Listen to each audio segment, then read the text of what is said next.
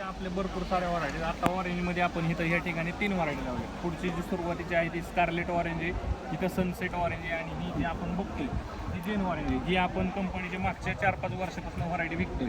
आता साधारणपणे बघायचं झालं तर 55-60 दिवसात हिचं फुल पहिला तोडा हिचा होतो. आणि इथं तुम्ही फुल बघू शकताय, फुलाचं कॉम्पॅक्टनेस बघा. आता जो प्लॉट आहे तर हा पूर्ण प्लॉट ह्याचे 3 ते 4 तोडे होऊन गेलेले आहेत. फुलाचा जो व्यास आहे तो 7 ते 8 सेंटीमीटर पर्यंत आहे.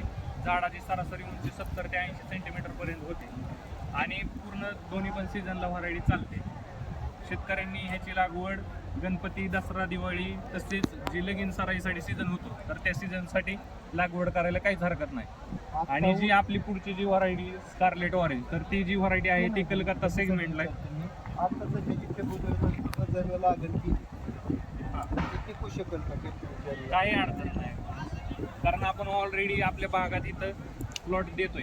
भरपूर सारे शेतकऱ्यांकडे हिचे प्लॉट देखील चालू असतील.